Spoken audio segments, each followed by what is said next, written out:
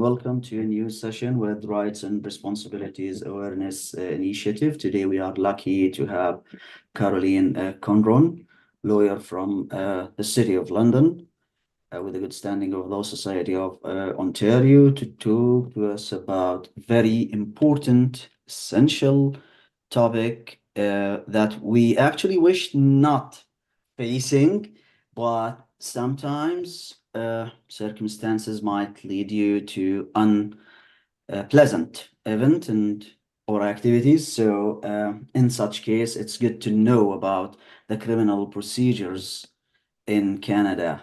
Carolynn, thank you so much for being here with us today. Yes, thanks so much for having me. And I wanted to thank the RRAI and the sponsors as well for hosting this session. I'm going to be talking about the preliminary stages of the charging process and what are people's rights when dealing with police, because people can be involved with the police as a victim or a witness of an offense, or also as a suspect or a detained or accused person. So I'm going to go over sort of what are your rights when dealing with police as any of those individuals, or if you are the focus of the investigation, what grounds do police need to lay charges against you? And, or, even if you're a complainant or a victim of an offense, what grounds do police need in those circumstances to lay charges? Because in my practice, I've had this practice since April of 2013, and I primarily represent individuals who are charged with criminal offenses, but I also represent complainants in criminal proceedings. And it's been my experience that when people call 911 or they call police, they often don't realize what is going to happen after that. And so they don't realize that it's the police that form grounds to lay charges based on the information they receive. And so people give information to the police and it's out of their hands at that point, because the police then would take that information. And if they say, okay, well, I believe that, and this forms the basis to lay charges. And so then the police are the ones responsible for laying charges on behalf of the state. And then the Crown has prosecutors that would prosecute the offense or the charges that the police have laid. So sometimes, regardless of whether a complainant wants the charges to be laid or to proceed through court, the police and the Crown have their own policy directives that can, first of all, necessitate the laying of charges, particularly in domestic circumstances. And then on the part of the Crown, in terms of their reasonable prospect of conviction and the public interest in proceeding, once a person gives information to the police and they've laid charges and the Crown takes over, there's sometimes little control that the complainant will have. So that's kind of down the line, and we'll talk about that more in the next session. But for this session, it's about right up front thinking about and knowing what your rights are before police get involved, because once police are involved, it's at that point sometimes a little bit too late, and to get this advice, to get this information, and you're in the situation not knowing. So I just want to say thanks again to your organization for hosting these sessions to help people make people aware of their rights and responsibilities, and the difference in the long-term and short-term outcomes for individuals who are aware of their rights versus those who aren't is significant. So, a lot of times it starts with a 911 call, or sometimes there's a ride program investigating impaired drivers, or there's a warrant to search a particular place. But in all of those circumstances, when you're involved with the police, your conduct, what you say and do can have significant implications. So I just wanted to start off by going over some of the fundamental principles here. In a free and democratic society such as Canada, an individual has the right to be left alone by the state unless there's justification for state interference. And so the exercise of all public power, including that of police officers, has to find its ultimate source in a legal rule. So that can either be statute, so that's a law that's expressly enacted, like the criminal code, or derived as a matter of common law. So common law is the precedent and the case law that's been established over time. And so if a police officer's conduct interferes with the liberty or freedom of an individual, that conduct is lawful only if it's authorized by law. And so one justification for state interference with an individual's liberty is crime prevention. And a person can be arrested without a warrant or with one. So there is no obligation to speak with the police.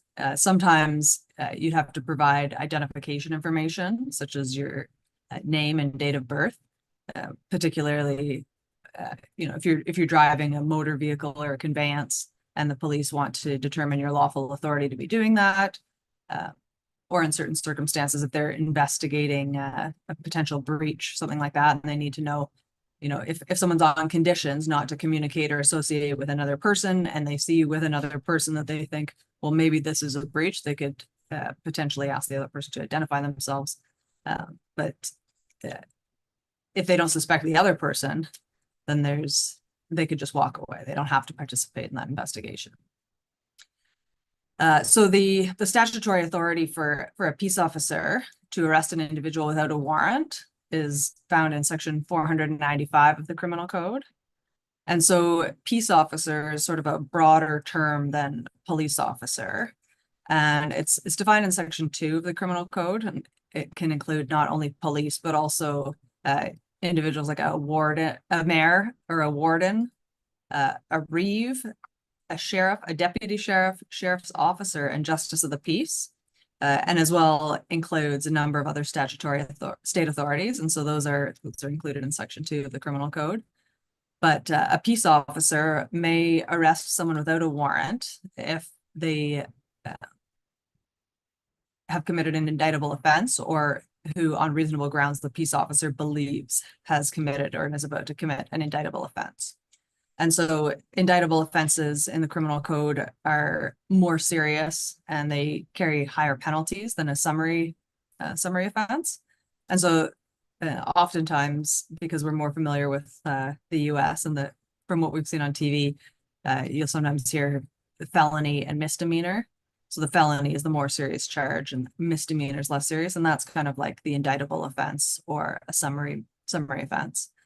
And so if someone is committed, if the peace officer believes someone has committed an indictable offense, or on reasonable grounds believe they have or is about to, so for example, a robbery, the peace officer could arrest that person without a warrant.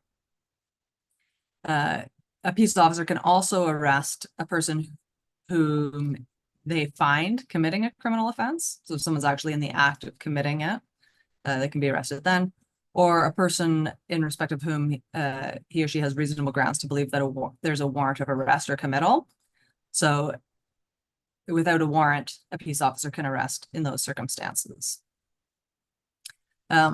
As a side note, if someone's not a peace officer, section 494 of the Criminal Code sets out the law regarding arrest without a warrant by any person.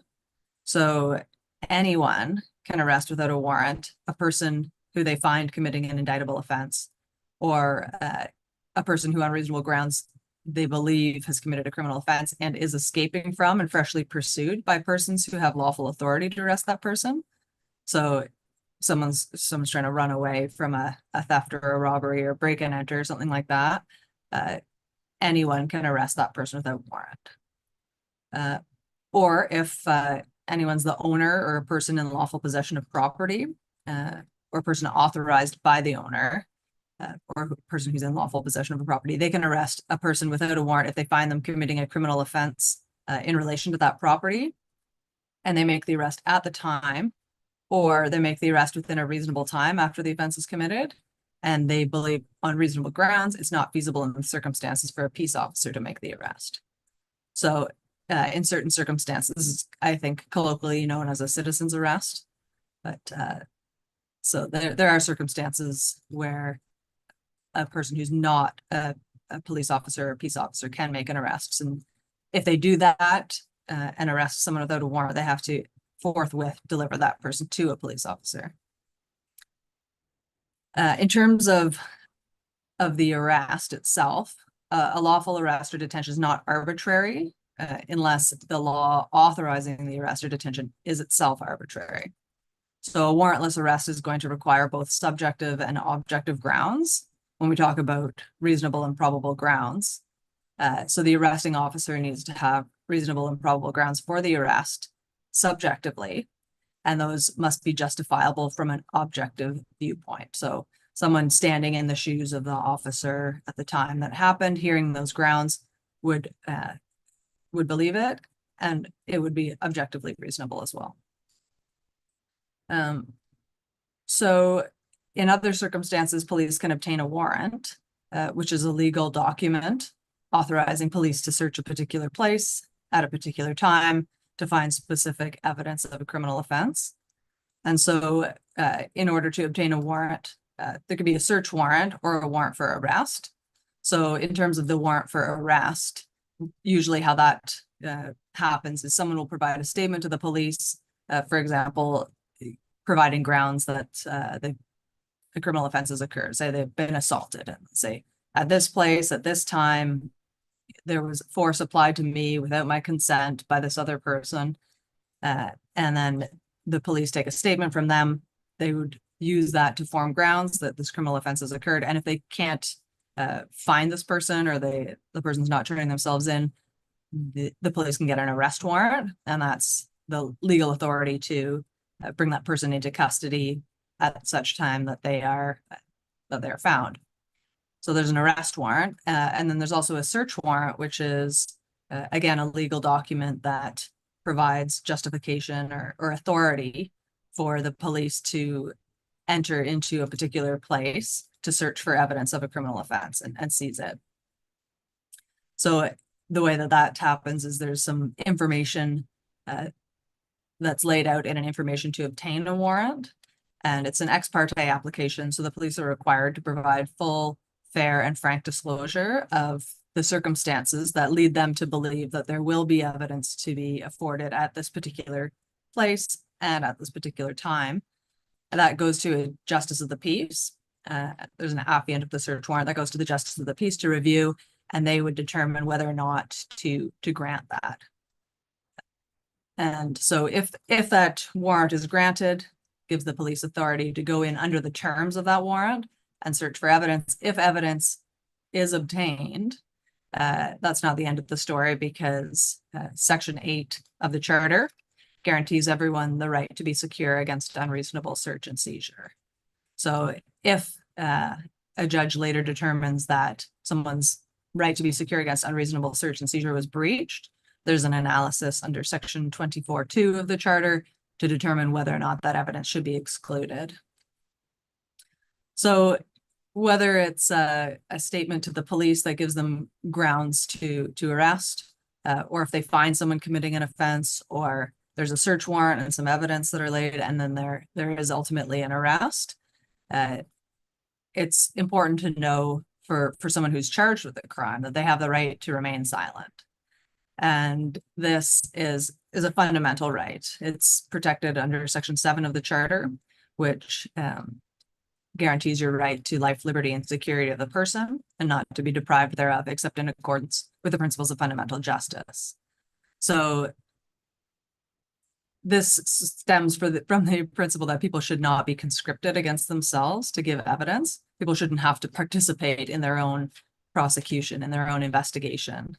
So everyone has the right to remain silent. And when people call me for legal advice, either before they're arrested or after they've been arrested, one of the most important things that I impart upon people is their right to remain silent, their right to silence. And the police tell people this, but I think practically sometimes some people find it very hard to remain silent. But anything that you say can and will be used against you in a court of law, and that's accurate.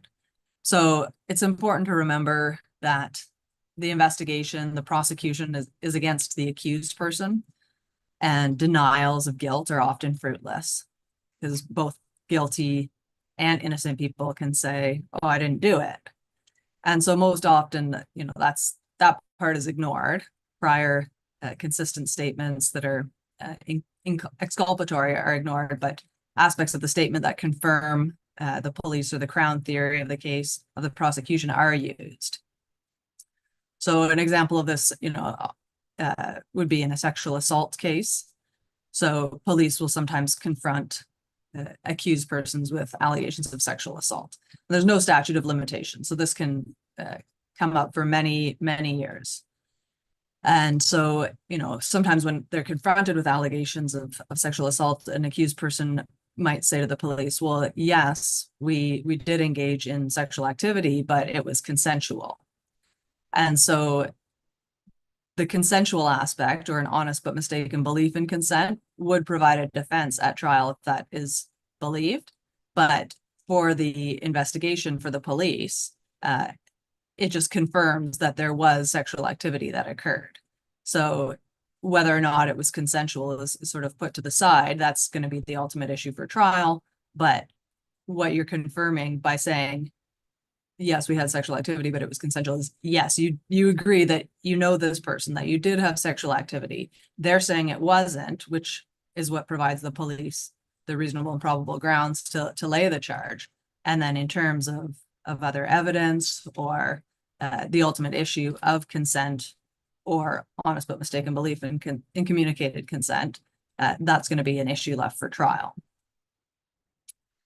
after hearing the evidence. So it's important to remain silent, because it allows you to maintain the presumption of innocence.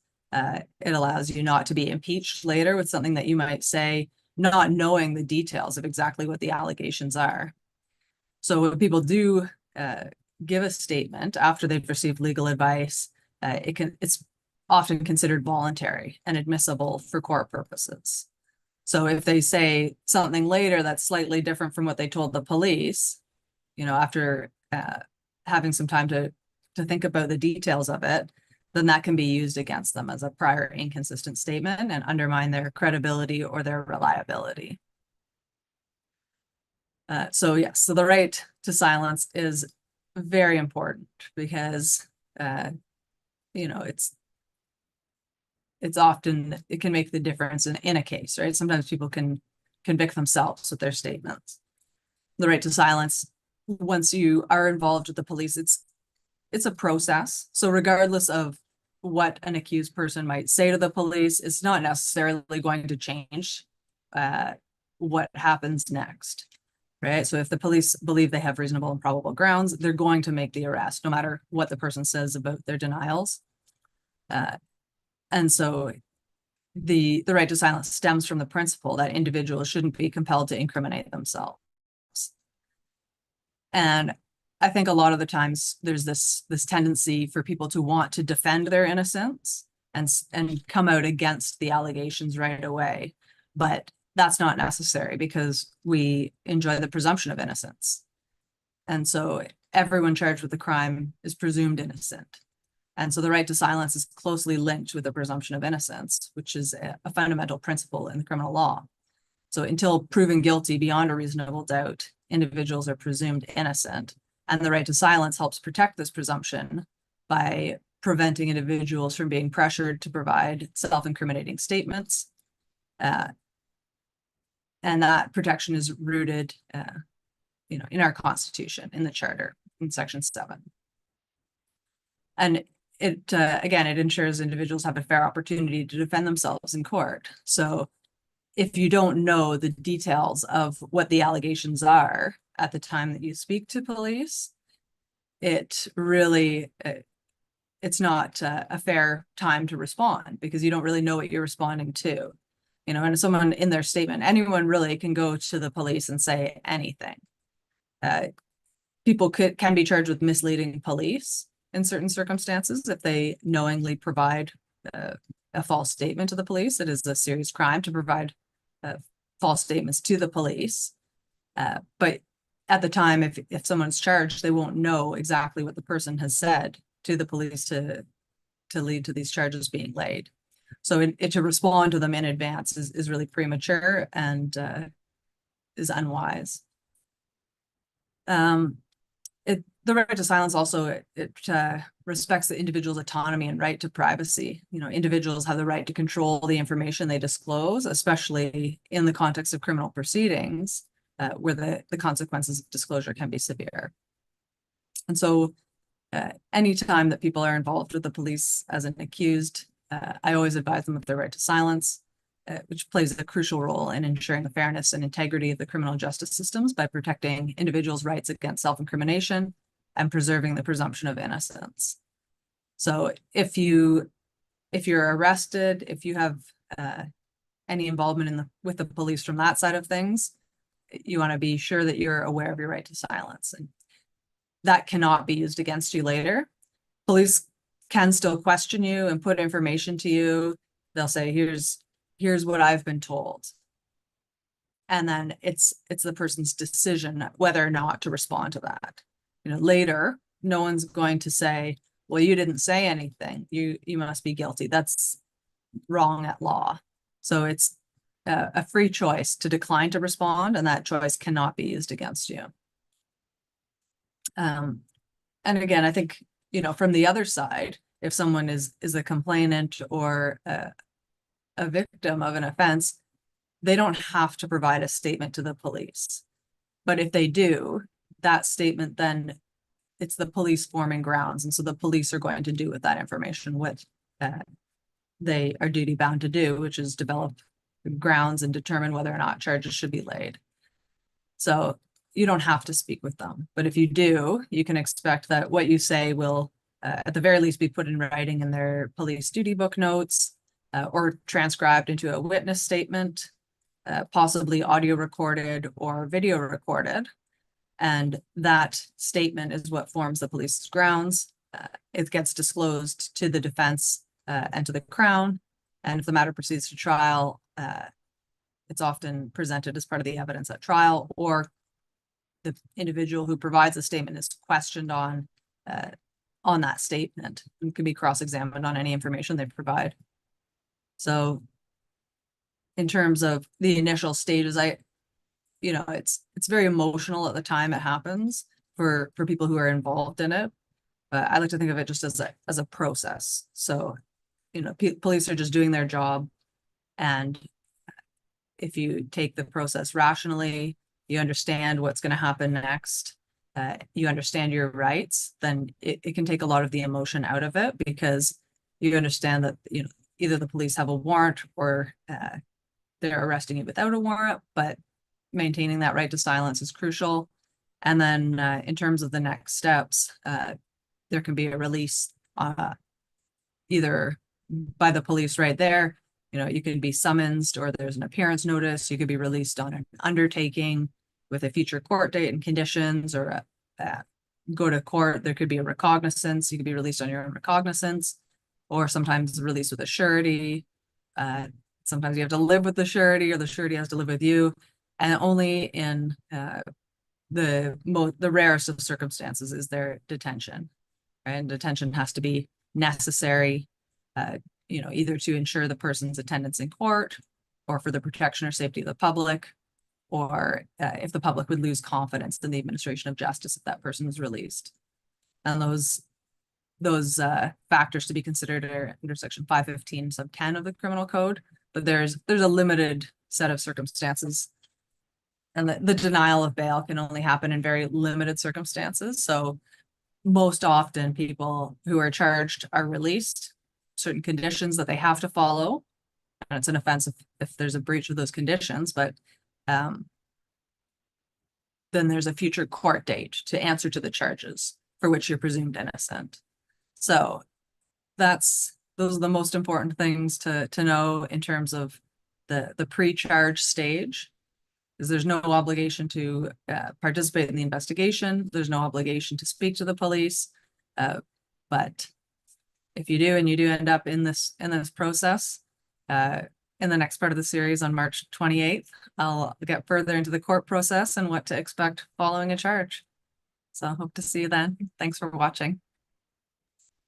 Thank you so much, Carolynn, for this very informative session. Actually, as you know, many of immigrants came from countries where they would try as much as they can to avoid any contact with the police, rather even if they are victims. So for those individuals, do you have anything to say about the criminal justice system in Canada? Well, I think, it's important to understand what you're getting into before speaking to the police. But if it's an emergency and you need the police, then they are there for you. Sometimes, sometimes I guess. Sometimes I've had people call the police and then they get charged, but in the end, there's still the presumption of innocence and the criminal court process. So, in my experience, most of the time justice prevails. Mhm. So from your experience and the practical side of the law, always remain silent. Silent could not be taken against you. And on this, I would understand, of course, and this is related to my first comment, that no one is going to force you to confess or to sign any documents, paper, saying that you are convicted with XYZ. That's correct. Yes. The police can try and get you to talk, but you have to know you have the right to remain silent and as an accused person, and you do not have to even dignify the allegations with a response. You don't have to have any denials or anything like that because you're presumed innocent. So there's no need to respond to any of those allegations that the police are making because they're just allegations. And you don't know really what their grounds are. Sometimes the police will say, here's what I've been told. And that can be, an attempt to try and get this person talking because they're investigating. The police are doing their job by investigating, and they're trying to get information from an accused person because oftentimes they do get it, and the accused person will give information to the police that helps them with their investigation and helps with the prosecution. And that's in their best interest, but it's not in the accused person's best interest. Right. And by the same token, from the complainant side, often people will call the police trying to calm down a situation, particularly in domestic cases. And they'll say, okay, well, I'm going to call the police, and the police come and they'll say, oh, well, this person pushed me, or they threatened to kill me.